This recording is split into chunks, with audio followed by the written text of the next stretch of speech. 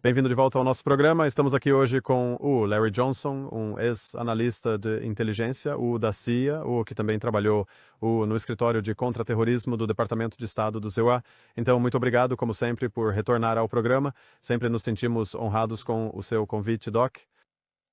Então, a Rússia afirma que a Ucrânia atacou recentemente a residência de Putin com um total de 91 drones. Bem, embora não tenham atingido o seu alvo pretendido, essa era a intenção por trás do ataque, uma tentativa de assassinato contra a vida do presidente russo. O Zelensky, por sua vez, contesta veementemente essa versão, afirmando que são meras mentiras, uma operação de falsa bandeira russa ou uma farsa completa. Como você está vendo a situação?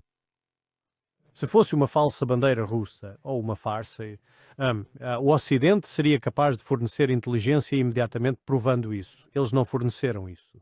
Então, o facto de que isso não está a ser fornecido, juntamente com a insistência russa de que tal evento ocorreu e o apoio internacional que a Rússia está a receber da China, da Índia e de outros países, isso diz-me que esta foi uma tentativa falhada, digamos assim.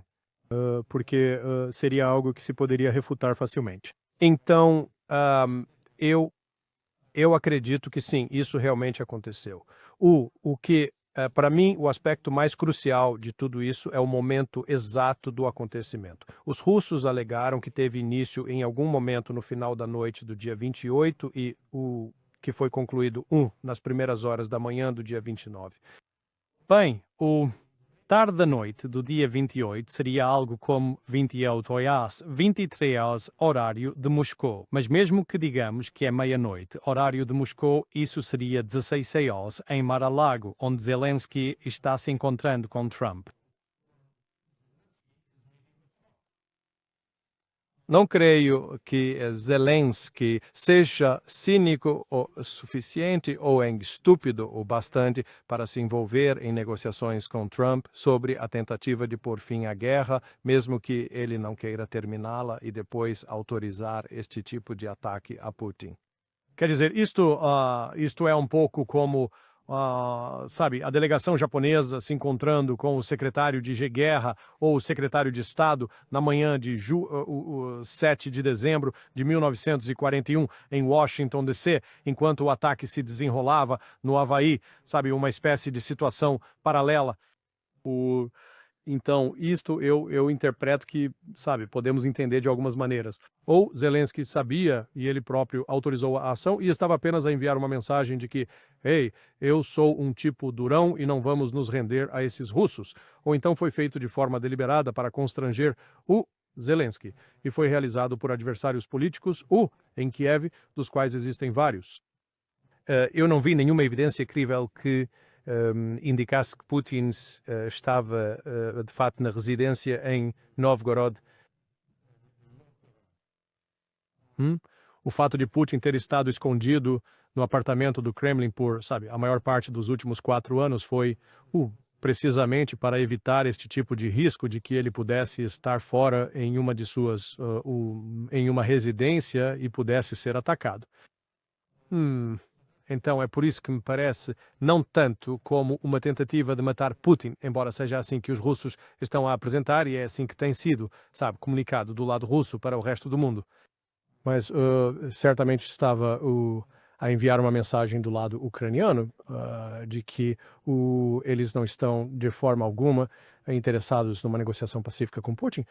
Você sabe, Glenn, a verdadeira ironia aqui é que, e eu acho que você entende isso melhor do que a maioria das pessoas, dentro do espectro político em Moscou, Vladimir Putin está, de certa forma, no lado mais moderado, o lado calmo da equação.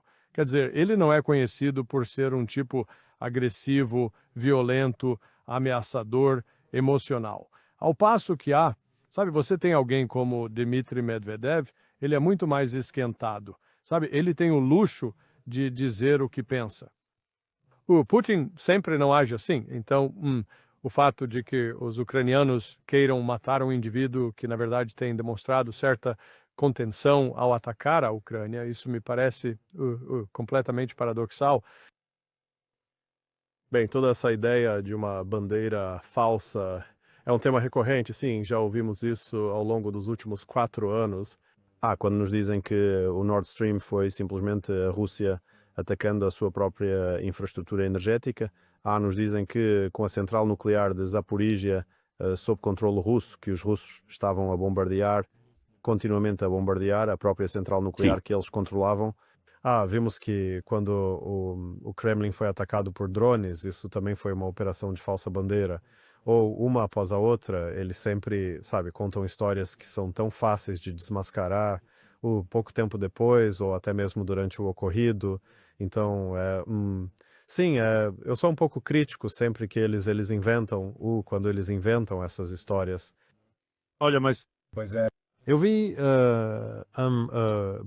uma entrevista em vídeo com o Alexei Arestovich. Eu não sei se você já viu. Ele é... Não, eu não ouvi. Eu ouvi um pouco sobre isso, mas assim... ele, sim, postou um clipe disso no meu Twitter, porque nesse ele argumenta que não é apenas uma residência, que também há um centro de comando nuclear lá. E que isto também teria sido, sim, um alvo. Ele também alertou então que um ataque ao centro de comando nuclear da Rússia autorizaria a doutrina nuclear russa a usar um ataque nuclear como retaliação. Agora, não estou a dizer que a Rússia esteja a seguir este caminho. De facto, eu teria muita certeza de que isso não está nos planos. Mas, e também isto não é, a verdade absoluta. Isto é apenas, o que Arestovich está a argumentar. Mas mesmo assim, parece uma provocação enorme, no entanto. sim. Bem, na verdade, eu não tinha escutado isso no seu contexto completo, sabe? E, francamente, isso talvez explique a reação tão intensa por parte do lado russo, porque o que eu achei um tanto intrigante, os russos, eles não reagiram com tamanha força quando os ucranianos atingiram o Kremlin, sabe, há 2 anos. E Putin estava no Kremlin naquela altura. Eles não... A Rússia não reagiu com a raiva, aquela raiva visível que estamos a ouvir de pessoas como Lavrov, Peskov e outros. Então, o facto de que pode ter havido, para além de ser uma residência oficial para Putin, também a localização de um centro de comando, tão importante, sabe, dentro, e faria todo o sentido que se o presidente estivesse lá, que ele pudesse ir para um bunker ou algo assim, e para, dirigir as forças nucleares da Rússia. Então, talvez seja por isso que eles estão a reagir com tanta força. E, nós já tivemos, não é como se esta fosse a primeira vez. Nós tivemos uma série de incidentes que vêm de longa data. Será que foi em 2023, com o ataque ao Crocus, ao teatro e também ao centro governamental? E, você sabe, a morte de Daria Dugina, a filha de Alexander Dugin, ou o assassinato daquele jornalista, esqueci o nome dele, mas ela recebeu de presente uma estatueta que explodiu e o matou. Tivemos alguns diferentes, pelo menos 3 generais que foram assassinados com carros-bomba. Então, esses são todos atos de terror. Bem, e depois, o ataque à ponte de Kerch, aquela ponte de Kerch, que, como sabe, os ucranianos, a princípio, negaram. Então, não é como se isso tivesse agora ultrapassado. Aconteceu algo aqui que representa, de fato, cruzar uma linha que até este momento a Rússia simplesmente não deu a mínima. E agora parece que eles não vão mais ignorar. Fiquei sabendo agora que foi apresentada uma moção na Duma, o parlamento russo, para solicitar a transformação disto de uma operação militar especial em uma guerra, com a emissão de uma declaração formal de guerra.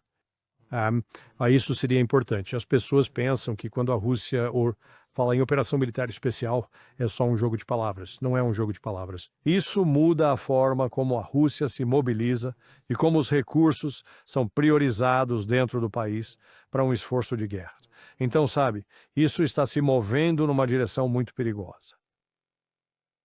Concordo. E bem, continuo a ouvir de Moscovo também que o sentimento lá é realmente, bem, a tensão está realmente a aumentar. Há muitas pessoas zangadas que gostariam de ver uma resposta mais feroz.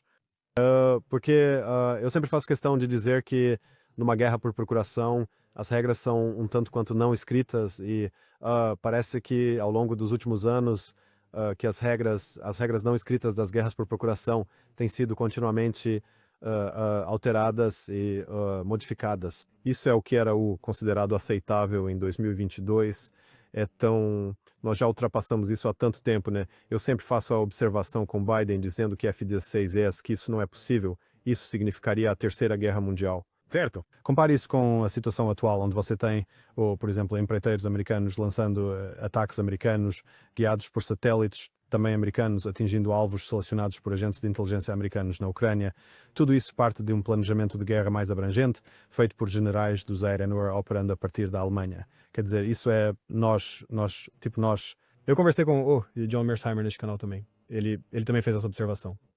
Nós já saímos de uma guerra por procuração há muito tempo. Nós estamos, de fato, travando uma guerra direta contra os russos. Nós tomamos a decisão de levar essa guerra da Ucrânia para o território russo. Agora, as vozes que estão crescendo em Moscou parecem dizer que, sabe, por que eles deveriam nos trazer uma guerra? Por que não deveríamos nós também levar a guerra para o território europeu, então? Isso é um tanto ridículo que um lado certo nos atacaria, pode essencialmente nos atacar e alegar que é só ucraniano, de que diabos eles se defendendo em vez dos países da OTAN usando a Ucrânia como um peão. Então, mas você também vê envolvimento estrangeiro nisso. Pausa. Pergunto isso porque em junho você se lembra, a FSB russa afirmou que o ataque ao poder de dissuasão nuclear da Rússia, isto é, os bombardeiros nucleares, foi realizado com apoio britânico. Pausa. Você viu alguma coisa? Na verdade, eu não só acredito que a inteligência britânica esteve envolvida nisso, como não posso descartar a possibilidade da CIA também. Eu menciono isso porque ainda há elementos na CIA que estão trabalhando contra Donald Trump e que eu acho têm um interesse maior em manter esta guerra na Ucrânia.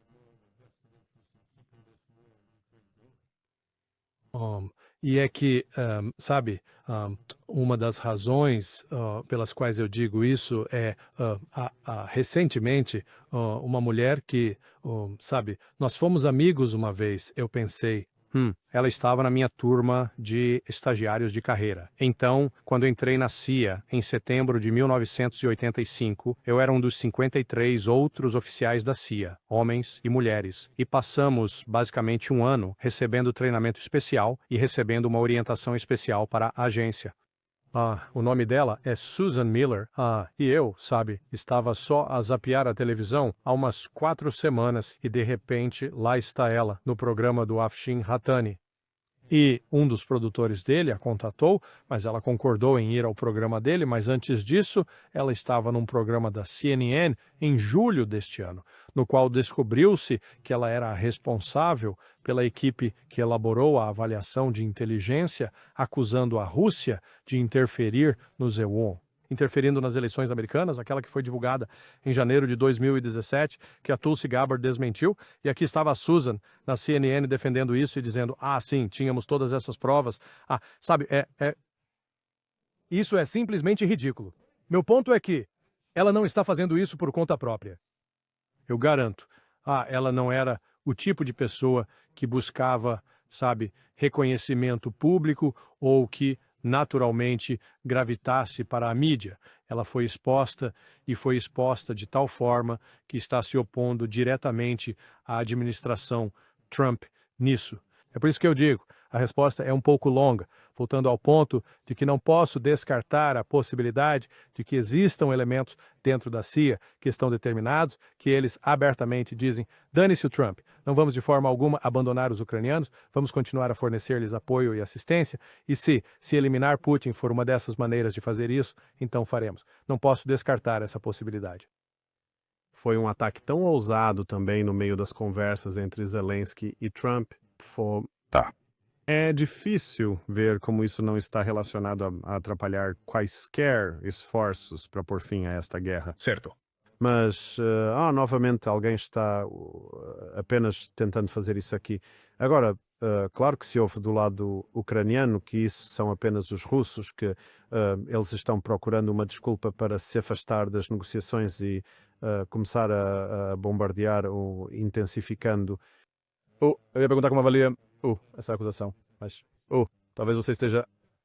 Então quer dizer, quais são as provas de que os russos, entre aspas, querem desistir? Eles já deixaram a sua posição muito clara. Eles são irredutíveis quanto a isso, e são aqueles 5 territórios, sabe? A Crimeia, a Zaporígia, Kherson, Luhansk, Donetsk. Eles são nossos, pertencem à Rússia, à Federação Russa, não vão voltar e não faremos absolutamente nenhuma concessão sobre isso. Bem, há uma posição mais dura que essa? A posição mais dura é que também vamos tomar Dnipropetrovsk, Mykolaiv, Odessa, Poltava e Sumi. E vá se fuder, você e o cavalo em que veio. Essa seria uma posição mais dura. Mas Putin já deixou bem claro que se eles não aceitarem o acordo que está sobre a mesa agora, esse será o próximo acordo. E esse será muito mais difícil. Portanto, a Rússia não precisa de nenhuma desculpa para ir e fazer isso. Eles já estão fazendo isso. Isso é o que é tão maluco nisso. Sim, eles estão apenas tentando arranjar uma desculpa para não continuar com as negociações. Não, os russos disseram que estão dispostos a negociar, mas eles já apresentaram seus termos. Putin fez isso em 14 de junho de 2024, e ele repetiu isso ad nauseam porpor, você sabe, mais de um ano agora. E o Ocidente ainda não consegue entender isso, por isso essa noção de que tudo era, que a Rússia estava tentando criar um pretexto para não ter que negociar, que eles estão dispostos a negociar, mas nos termos deles. E eles não se desviaram disso de forma alguma. Então, dado que agora nos confrontamos com esta escalada massiva, os russos estão indicando que, bem, não apenas indicando, mas afirmando categoricamente que nós vamos retaliar, vemos isto, com extrema severidade e já selecionamos os nossos alvos. Então, o que você acha que a Rússia fará de fato agora? Eles vão avançar? Você mencionou a possibilidade, claro, de declarar uma guerra, o que significa que, no fim das contas, em vez disso, estaria lutando de forma bem diferente. Mas o que mais você acha que pode estar em jogo? Bem, eles têm se mostrado bastante relutantes em usar o arsênico. Eles já usaram o míssil arsênico até agora, mas num determinado momento. O arsênico confere-lhes, digamos, a capacidade de destruição de uma arma nuclear sem a radiação e os consequentes danos colaterais. É como se fosse possível lançar, digamos que uma bomba nuclear convencional é mais como um cartucho de espingarda para chumbo, que quando você atira, se espalha, é difícil de concentrar. Você pode matar numa área muito precisa. O arsênico é mais como a bala de um atirador de elite. É muito preciso. Bem, eu poderia vê-los destruindo as sedes de inteligência, tanto as de inteligência civil quanto militar, para começar. Se eles tiverem o conhecimento de alguma base específica onde haja pessoal da OTAN ou pessoal britânico, eles poderiam destruir isso, atingir isso com um arsenic.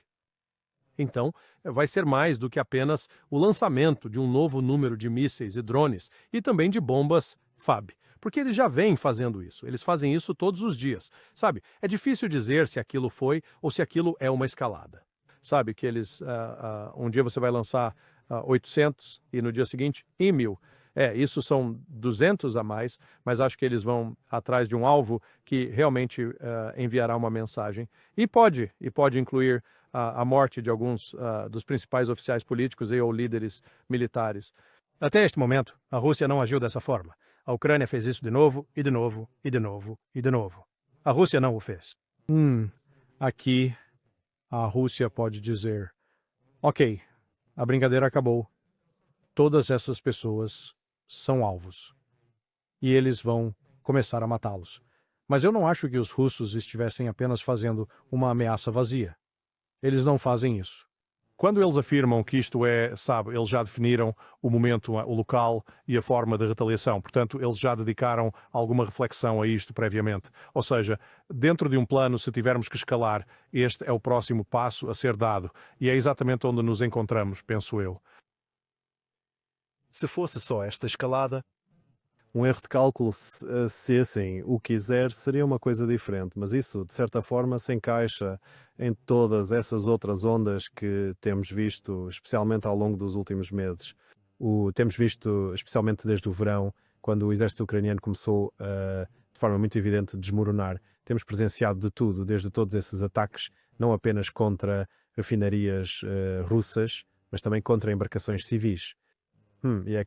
E todos eles, de certa forma, têm a mesma coisa em comum. Ou seja, eles irão demonstrar ou sugerir uma escalada na guerra. Mas também é muito difícil imaginar que muitas dessas coisas sejam feitas sem o apoio externo. isso é de alguns países membros da OTAN.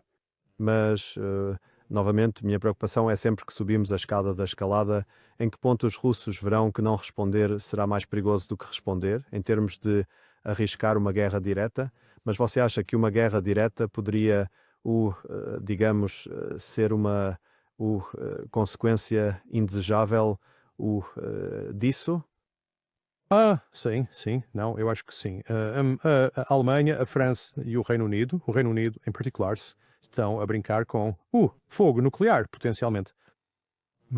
O que eu acho tão estranho, e sabe, você está mais perto disso do que eu, ou por causa de onde você mora, né? Mas o real é este. O que parece ser a crença sincera e genuína por parte de muitos, se não a maioria dos líderes europeus, de que a Rússia é realmente fraca militarmente, que a sua economia é frágil e pouco produtiva, e que Putin está desesperado para, encontrar uma maneira de sair disso. Ou então que a Rússia realmente tem a intenção de conquistar a Europa. Agora, toda essa narrativa é completamente contraditória, porque se o exército russo é tão fraco, então como eles puderam conquistar a Europa? Você sabe? Então, eles têm que descobrir qual é a narrativa. Ou a Rússia é tão forte ou poderosa que vai engolir a Europa, ou é fraca e inepta e portanto, podemos ameaçá-la. E eu não entendo, essas são duas, posições contraditórias que são mantidas simultaneamente por, como eu disse, muitos líderes europeus, particularmente Alemanha, França e Reino Unido. E por causa desse tipo de percepção equivocada, eles podem tomar decisões que os levarão a tropeçar numa guerra. Isso não vai ser uma decisão consciente. Sim, queremos ir para a guerra, necessariamente, mas porque, uma vez que você se convence de algo que não é verdade e age sobre isso, coisas ruins podem acontecer. É como se eu chegasse para você e dissesse: "Ei, Glenn, eu tenho este par de asas de pássaro. Eu queria que você colocasse isso, balançasse os braços bem depressa, e eu vou te empurrar de um edifício de 50 andares. Você vai voar, pode confiar em mim." E acontece que, eu não sou um engenheiro aerodinâmico. E você descobriria que as leis da gravidade assumem o controle muito rápido. Então, não importa o que eu te dissesse e o quanto você acreditasse, os fatos subjacentes não eram verdadeiros. E essa é a situação que enfrentamos agora. Eu estava mesmo a ouvir o Doug McGregor há pouco tempo e ele disse que o Putin mobilizou agora um contingente de 700 mil reservistas.